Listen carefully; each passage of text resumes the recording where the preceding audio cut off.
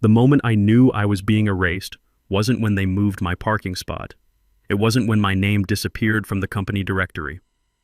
No, it was at 6:15 a.m. on a Tuesday morning when I walked into my office, same time I'd arrived for 20 years, and found a 27-year-old woman sitting behind my desk, feet up on my leather chair, scrolling through my computer files. She looked up, didn't even blink. "Oh hey," she said, popping her gum. "Didn't anyone tell you? This is the innovation lab now. We're pivoting the space. Ashley Pierce, the CEO's niece. Stanford MBA with 0 real-world experience. 200,000 LinkedIn followers where she posted about disrupting finance. And apparently, my replacement. My name's Richard Sullivan, Rick to most people. I'm 52 years old, Navy veteran, 20 years at this investment firm. We manage $4.2 billion in assets. Or we did, before things went sideways." "Where's my stuff?" I asked. She gestured vaguely toward the door. "Facilities moved it.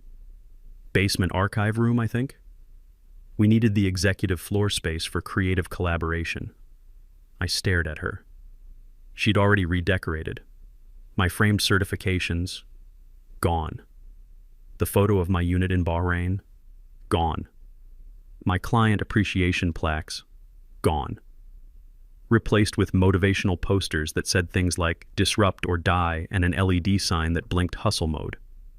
"Right," I said. "The basement. Oh, and Rick?" She smiled, the kind of smile that doesn't reach the eyes. "Ron wants to see you at 9. Something about role realignment." Ron, her uncle. Ronald Pierce, our CEO, currently experiencing what I can only describe as a corporate midlife crisis. I didn't argue, just turned and walked to the elevator. Found my stuff 10 minutes later. In the basement archive room, flickering fluorescent lights and concrete floors. My desk items thrown into cardboard boxes. My files stacked haphazardly against a wall. My Navy shadow box, the one with my service ribbons, unit patch, and bronze star, was sitting in the trash bin outside the building, just sitting there on top of pizza boxes and coffee cups, like 20 years of service was yesterday's garbage. I picked it up, dusted it off, carried it back inside.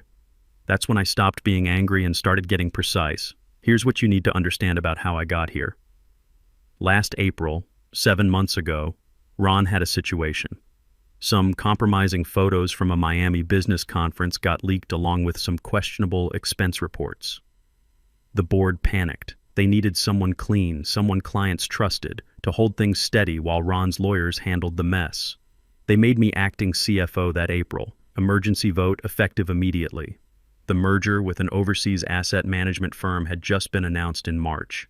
Now it was chaos, and they needed someone to keep the regulators happy. There was paperwork, board memos, official notifications. My title got bumped, my signature authority expanded, and I was listed as primary officer on all regulatory filings with the SEC and FINRA, acting CFO. Temporary, they said, just until things settled down. Then in May, right after my appointment, Ron brought in Ashley. Said we needed to streamline our digital presence and speak to millennial investors. She was supposed to handle marketing and social media. That lasted about 2 weeks. By June, she was sitting in partner meetings. By August, she had a C-suite title that hadn't existed before, Chief Innovation Officer. By October, now, she had my office, and I was in a basement with boxes of compliance files from 1998. Nobody had officially changed my title. Nobody had revoked my acting CFO designation. They just moved me, quietly displaced me like I'd become part of the furniture they didn't want anymore. The basement office was a joke. A folding table, a metal chair, a corner of the archive room that smelled like old paper and failure. My computer monitor sat on a cardboard box because they hadn't even bothered to bring down a proper desk. I set up my laptop, started going through files. 20 years of documentation, all backed up and organized exactly the way the Navy taught me. You learn certain things in the service. One of them is that when someone's trying to push you out, you don't fight back immediately. You observe, you document, you wait for them to make the mistake they don't know they're making. And I knew Ashley would make mistakes. She already was. At 9:00 a.m., I went upstairs to Ron's office. His assistant waved me in without looking up from her phone. Ron was at his desk, typing on his laptop, wearing a hoodie that probably cost $500. He'd started dressing like a tech founder lately, said it made him more approachable. "Rick, hey." He gestured to the chair across from him, didn't look up. "Thanks for being flexible about the office situation." "Flexible," I repeated. "Yeah. Ashley needs space for her innovation initiatives. You understand. And honestly, at this stage in your career, you're more valuable as institutional memory than active leadership. You know, like a consultant role, advisory, institutional memory. That's what you call someone you're trying to make disappear without actually firing them."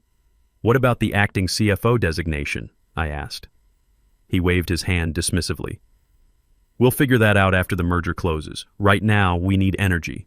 Ashley brings energy. You bring stability. Different skill sets. The SEC filings still list me as primary officer. Details, Rick. Legal will clean that up. Don't worry about it." But I was worrying about it, because Ron clearly wasn't. I walked out of his office and went back to my basement corner, sat down at that folding table, opened a new document on my laptop and started a file I titled Timeline and Documentation. First entry, May 2024. Ashley Pierce hired. No securities license, no FINRA registration, no CFO approval. I saved it, backed it up to 3 different drives. Then I got back to work. The kind of work Ron thought didn't matter anymore. The kind of work that keeps a firm from collapsing. Ashley's first major presentation happened 2 weeks after she took my office. She called it an all-hands meeting, mandatory attendance. I sat in the back of the conference room with my coffee watching her set up. She had a MacBook covered in startup stickers, a wireless clicker, and enough confidence to fill a stadium. The lights dimmed. Her presentation appeared on the screen. Dynamic Capital Flux Framework, AI-powered risk assessment for the modern era. I almost choked on my coffee. She clicked to the first slide. A stock photo of a woman in a blazer looking thoughtfully at charts. Very inspiring. "Traditional risk models are dead," Ashley announced, pacing the front of the room. "We've been operating with outdated frameworks that don't account for real-time market dynamics, so I developed something new, something revolutionary." The next slide showed a flowchart, my flowchart. The liquidity crisis protocol I'd built in 2008 when Lehman Brothers collapsed and everyone was panicking, the same system that had saved our clients millions. She'd taken my 47-page operational manual, copied the key diagrams, slapped them into 6 slides with different colors, and added buzzwords like predictive analytics and machine learning integration. "This framework," she continued, "uses generational intuition combined with algorithmic forecasting to predict market volatility before it happens." Generational intuition. That's what she called 20 years of experience and pattern recognition. One of the partners, George Halstead, leaned forward. "This is brilliant. Why didn't we think of this before?" "We did. In 2008, I built it." George knew that. He'd been there, but nobody said anything. They just nodded and took notes while Ashley explained my own system back to me with worse terminology. After the meeting, I went back to my basement corner and added another entry to my documentation file. October 15th, 2024. Ashley Pierce presents Proprietary Risk Model. Actually, RS Liquidity Protocol from 2008, repackaged without attribution or understanding of underlying methodology. I attached screenshots of her presentation next to my original documentation, saved it, backed it up. The Wall Street Journal ran a piece about her 3 days later. "Rising star in investment management brings fresh thinking to traditional firm." I printed it out, added it to my files. Then the really stupid stuff started. Ashley decided we needed to modernize our portfolio strategy with something she called DeFi wealth pools, decentralized finance, cryptocurrency, blockchain assets. She pitched it in a partner meeting. I wasn't invited, but Drew Palmer told me about it afterward. Drew was 28, one of our junior analysts, smart kid. Economics degree from Michigan, actually understood financial instruments. He'd been with us for 3 years, and I'd mentored him through some complex deals. He found me in the basement that afternoon looking worried. "Rick, she wants to convert client portfolios into crypto assets," he said quietly. "Real portfolios. Real money. She's talking about moving $200 million into DeFi protocols." "Did she run it by legal?" I asked. "She said legal departments are why innovation dies." Her exact words. I closed my laptop. Drew, are you documenting these meetings? Should I be? Yeah, you should be. Just notes. Dates, times, who said what. Keep them somewhere safe. He nodded slowly. Rick, what's happening here? Ashley's building a house of cards, I said, and Ron's too busy trying to be cool to notice. Just keep your head down and document everything. The DeFi pitch didn't go through, but only because one of the partners asked how we'd explain cryptocurrency volatility to our 68-year-old clients. Ashley said we'd educate them on digital ownership paradigms. That's when the partner laughed. Not with her. At her. But Ron backed her up, said we needed to think bigger and embrace disruption. Next came the VR conference room. Ashley convinced Ron to spend $200,000 on a metaverse client engagement space. Said we needed to meet clients in immersive virtual environments because that's where finance was heading. They built it on the 15th floor. Fancy VR headsets, motion sensors, the whole setup. Ashley posted a video tour on LinkedIn. Got 50,000 views and 3,000 likes. The conference room sat empty for 3 months. Turns out our clients, mostly in their 60s and 70s, preferred meeting in actual rooms where they could see actual people managing their actual money. But the worst part wasn't the wasted money or the stupid ideas. It was what Ashley started doing in July. About 2 months after she got comfortable in her role, she started signing things. Contracts, transfer authorizations, trading permissions, all with her signature, her title, her authority. I first noticed it when I was reviewing routine compliance reports in August. Saw her signature on a client authorization form. Then another, then a dozen more. By September, she was signing everything that came across her desk. Asset transfers, portfolio rebalancing approvals, even some contracts with outside vendors. I pulled one up on my screen, stared at her signature on the authorization line, right above where it said Authorized Officer. Except she wasn't an authorized officer. Not according to FINRA. Not according to the SEC. Not according to any of the regulatory agencies that actually mattered. I called Brian Kowalski. We'd served together in the Navy back when we were both a lot younger and a lot dumber. Now he was with the SEC, working enforcement. Brian, I said when he picked up. Hypothetical question. I hate when you start conversations like that. If someone's signing trading authorizations without being a registered principal, what happens? Silence on the line. Then, how many authorizations are we talking about? Hypothetically, maybe 30 or 40 documents over 4 months. Rick, that's not hypothetical territory, that's fraud territory. Who's signing? I'll let you know if it becomes non-hypothetical, I said, and hung up.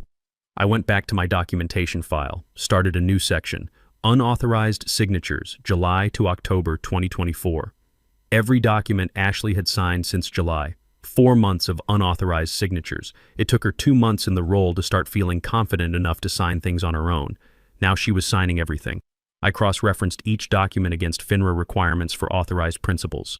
90-day designation process. Series 24 exam. Regulatory approval. Ashley had none of it. 32 separate documents. When I mapped out all the regulatory violations, I counted over 50 distinct problems. Every trade she'd approved, every contract she'd authorized, every client agreement she'd executed. Technically invalid. And we were still in the middle of that $850 million merger. The SEC was still reviewing everything. Every signature, every authorization, every single officer designation had to be perfect. My name was still on all the official paperwork as acting CFO, primary officer, the one with actual authority. Ashley was signing documents like she owned the place, but legally, she was just an employee with a fancy title and zero authority. I saved everything, backed it up, made sure I had copies in 3 different places. Then I waited, because I knew something Ron and Ashley didn't know, something they'd forgotten in their rush to be innovative and disruptive and modern. The house always wins when you're playing with cards you don't own. The breaking point came on a Wednesday afternoon in late October. I was in my basement corner reviewing merger compliance documents when my phone buzzed. LinkedIn message from Catherine Barnes. Kat's 68 years old, runs a small oil company in West Texas. Tough as nails, sharp as broken glass. She'd been our client for 15 years, and in all that time, I'd never seen her panic about anything. The message said, "Rick, call me, now." I called. "What the hell is this?" she said instead of hello. "No pleasantries with Kat. What's what? I just got a pitch deck from your new hotshot. Something about tokenized shareholder engagement and blockchain equity participation." 40 pages of word salad that makes zero sense. And at the bottom, there's an authorization to move forward with implementation. Already signed. My stomach dropped. Signed by who? Ashley Pierce, Chief Innovation Officer, says she's authorized to execute strategic portfolio modifications. Rick, is this real? Because if it is, I'm pulling my money today. Send it to me, I said. Right now. The PDF came through 30 seconds later. I opened it on my laptop. It was worse than I thought. Ashley had created an entire proposal to convert Cat's company equity into blockchain-based tokens. Something about creating liquidity events through decentralized ownership frameworks.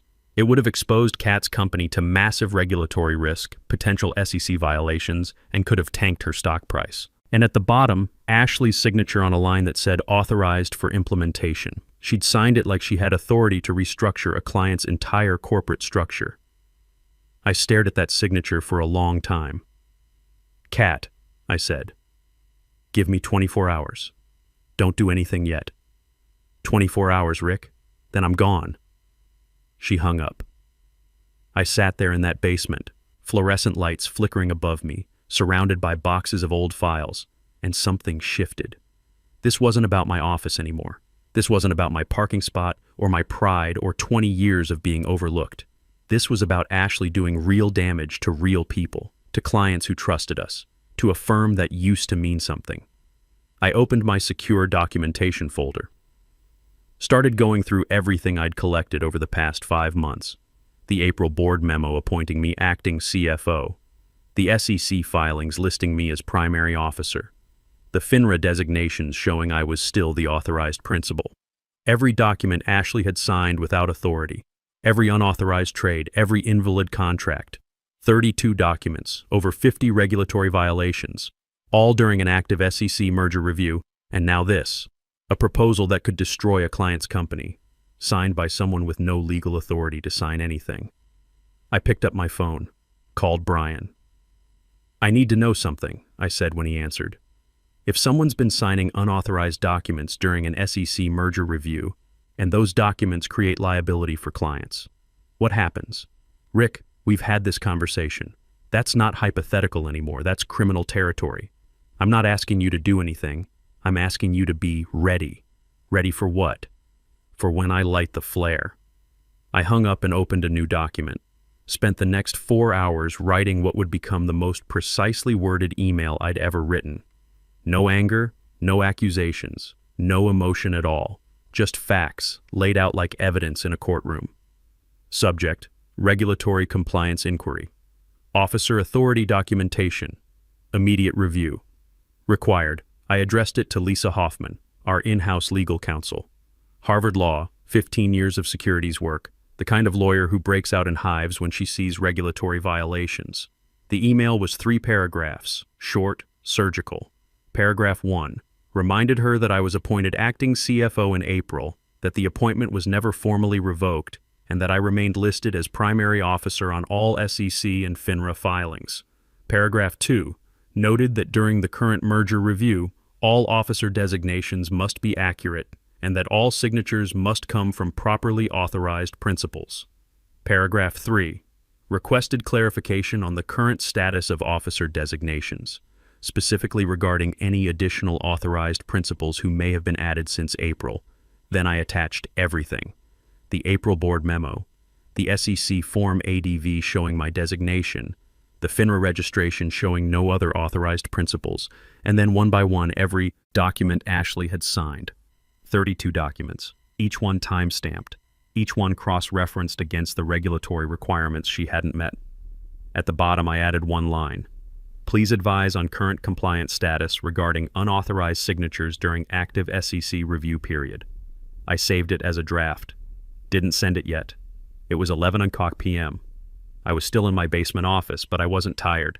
I felt the way I used to feel in the Navy, right before a mission. Calm, focused, ready. I went home, fed my cat, made a sandwich I didn't eat. Then I went to my garage workshop. I'd been building a bookshelf for the past 3 months. Red oak, dovetail joints, the kind of project that requires patience and precision. The kind of thing where you can't rush or force it. You just have to trust the process and let the work be what it is. I spent 2 hours in that garage, sanding and fitting joints, making sure everything was square and true, not thinking about Ashley or Ron or the firm, just focusing on the work in front of me. Around 1 o'clock a.m., I cleaned up my tools, turned off the lights, and went inside. Set my alarm for 4:30 a.m. The email was going to send at 4:47 a.m., early enough to hit inboxes before market open. Early enough that Lisa would see it before anyone could tell her not to look. I added 2 more recipients to the draft, the SEC liaison assigned to our merger review and the compliance officer for the overseas firm trying to acquire us. 3 people, 3 inboxes, 3 people who would have no choice but to act once they saw what was in those attachments. I read the email one more time, checked every attachment, made sure every link worked and every document was properly labeled. No mistakes, no gaps, no room for anyone to claim this was unclear or ambiguous or misunderstood. Just facts, just documentation, just the truth about what had been happening for 5 months while everyone was too impressed with Ashley's LinkedIn followers to notice she was breaking federal law. I hovered my mouse over the Schedule Send button, thought about my shadow box in the trash, about my office becoming an innovation lab, about 20 years of loyalty repaid with a basement corner and a folding table. Thought about Kat Barnes and her company, nearly destroyed by a proposal from someone who thought blockchain was a magic solution to problems she didn't understand. Thought about Drew and the other junior analysts who were learning that competence didn't matter if you weren't cool enough or young enough or connected enough. I clicked the button, 4:47 a.m., scheduled, locked in. Then I went to bed and slept better than I had in months because the flare was lit and there was no putting it out. My alarm went off at 6 o'clock a.m. I was already awake, made coffee, fed the cat, checked my phone. The email had sent at 4:47 a.m. 3 delivery confirmations. Lisa Hoffman had opened it at 5:53 a.m. The SEC liaison opened it at 6:02 a.m. The merger compliance officer opened it at 6:18 a.m. I put my phone down and drank my coffee. By 8:30 a.m., my phone started buzzing. Text from Drew. Something's happening. Executive floor is chaos. Partners in emergency meeting. I didn't respond. Just finished my coffee and went to my garage. The bookshelf was almost done. I spent an hour working on the final panel, getting the joints fitted perfectly. My phone kept buzzing. I ignored it. Around 10 o'clock a.m., Brian called. Rick, what did you do? Sent some documentation to legal. Why? There's a FINRA inquiry. Emergency review. They've frozen all trading activity pending verification of authorized principals. The whole firm is locked down.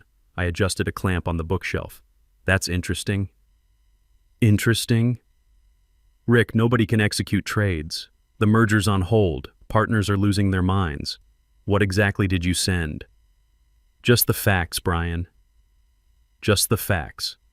He was quiet for a moment. Your documentation was clean? Immaculate. Good. Because they're going to need it to be. This is going to get ugly. He hung up. I went back to my bookshelf, applied wood glue to the joints, clamped everything square and true, set it aside to dry. My phone rang again. Ron's assistant. I let it go to voicemail. Then Lisa Hoffman called. I answered that one. Rick, I need you to come in. Now. I'm working from home today. Rick, this isn't optional. We have a serious legal situation and I need you here in 30 minutes. What kind of situation? The kind where the SEC is asking why we have unauthorized principals signing documents during a merger review. The kind where FINRA wants to know who's been executing trades without proper registration. That kind of situation. Sounds serious, I said. Rick. Her voice was sharp. Did you know about this? About what? About Ashley signing documents without authority. I knew she'd been signing things. Didn't seem like my place to say anything. I'm just institutional memory, remember? Advisory role. Silence on the line. Then, get here. Now. I drove to the office. Took my time. Arrived around 11 o'clock a.m. The executive floor looked like a disaster zone. Partners on phones, voices raised, lawyers moving between offices with stacks of papers. Ron's door was closed, but I could hear shouting from inside. Drew found me in the hallway. Rick, they've been looking for you all morning. Lisa's been in Ron's office since 8 o'clock a.m. The merger firm sent a team of lawyers. It's bad. How bad? Kat Barnes pulled her account. So did Howard Lancaster and two other major clients. That's $1.2 billion walking out the door. And the merger firm is talking about terminating the deal. I nodded. Where's Ashley? Haven't seen her since yesterday. Lisa's office door opened. She saw me and pointed. Rick, in here, now. I followed her into her office. She closed the door, turned to face me, and I saw something I'd never seen before. Lisa Hoffman looked scared. How long have you known? She asked. About what specifically? Don't play games? Ashley's been signing documents for 4 months without proper authorization. During an active SEC review, you had to have known. I noticed some irregularities, started documenting them in August. August.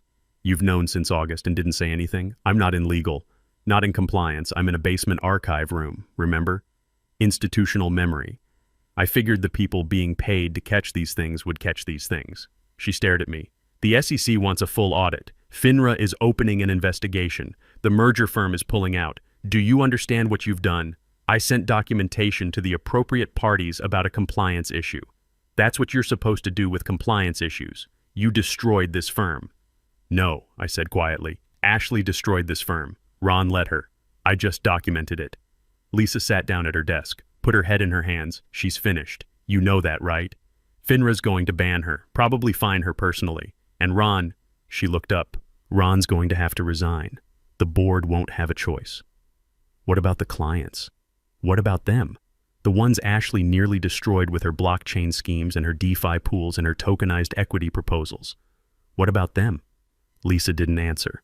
I walked out of her office, took the elevator down to the basement, grabbed my personal items from the archive room, my laptop, my files, my shadow box, left everything else. On my way out, I passed the innovation lab, Ashley's office. The door was open. The room was empty. Her laptop was gone. The LED hustle mode sign was dark. Drew caught up with me in the parking lot. Rick, where are you going? Home. I'm done here. What about your job? What job? I've been working in a basement for 5 months with no actual authority and no actual role. I'm pretty sure that job doesn't exist anymore. He looked panicked. What should I do? Document everything. Keep your head down. Start looking for other opportunities. Will you give me a reference? I stopped, looked at him. Yeah, I will. You're good at what you do, Drew. Don't let this place make you forget that. I drove home, spent the rest of the day in my garage, finishing the bookshelf. My phone rang 6 more times. Ron's assistant twice, Lisa once, 2 partners I barely knew. I didn't answer any of them. At 4:30 p.m., the Wall Street Journal published a breaking news alert. Investment firm merger collapses amid regulatory concerns. The article mentioned unexpected governance conflicts and lack of operational clarity. Translation: they'd almost bought a house with a cracked foundation and termites in the walls. Over the next 2 weeks, the story came out in pieces. Ashley had her access revoked the same day I sent the email. Security walked her out around 2:00 p.m. while I was in Lisa's office. Ron announced his retirement 10 days later. Pursuing other interests, the press release said. Translation: forced out before the lawsuit started. FINRA opened a formal investigation. Ashley got hit with a 2-year ban from the securities industry and a $75,000 personal fine. The board made her return her $340,000 signing bonus. I heard through the grapevine she was working at a car dealership in Scottsdale. Her LinkedIn was still up, but she'd deleted all the posts, all the disruption talk, all the innovation selfies. Just gone. 3 firms called me within a week, all wanting to know if I was available. The third call was from a private equity firm I'd worked with years ago. They offered me Chief Risk Officer, $480,000 base plus equity, about 40% more than I'd been making as Senior Director before the whole acting CFO mess. And this wasn't temporary. This was permanent. I took the job. Drew put in his notice the same day and came with me. Said he wanted to learn from someone who actually knew how to do the work. The industry started calling me the regulator after word got around. I didn't encourage it, but I didn't stop it either. 3 months after I started the new job, the Wall Street Journal ran a follow-up piece. The CFO who exposed an $850 million fraud. They called Ashley's mess fraud. I never used that word, but technically signing documents without authority during an SEC review? Yeah, that's fraud adjacent. On a Saturday morning in February, I'm in my garage workshop putting the final coat of oil on that bookshelf I built. It's solid, square, built to last. My phone rings. Brian, Rick, I've been meaning to tell you. Your documentation on that case? Immaculate. You should have been a lawyer. I run my hand along the smooth oak. Nah, I just build things that don't fall apart. Well, whatever you built there, it worked. Whole firm collapsed in 48 hours. It was already collapsing, Brian. I just documented it. I hang up and step back to look at the bookshelf. It'll hold a lot of weight. Last for decades if you take care of it. On the wall above my workbench is my Navy shadow box, the one I found in the trash that morning. I cleaned it up, had it remounted, hung it where I can see it while I work. There's a phrase engraved at the bottom, non sibi sed patriae, not for self, but for country. It's about service, about loyalty to something bigger than yourself. I wasn't trying to destroy Ashley or Ron or the firm. I was just protecting what I'd helped build. 20 years of work, thousands of clients who trusted us, a system that actually functioned when people did their jobs right. They wanted to replace all that with buzzwords and TikTok videos and blockchain schemes. I just reminded them what the foundation was actually built on. I pour a glass of scotch, Macallan 25, the good stuff, hold it up to the light. Don't drink it yet. Just look at it. 20 years I gave that place. They threw me in a basement with flickering lights and called me institutional memory, legacy clutter, outdated thinking. Now I'm the regulator, making more money, building better systems, teaching the next generation how to do it right. I take a sip. Tastes like victory.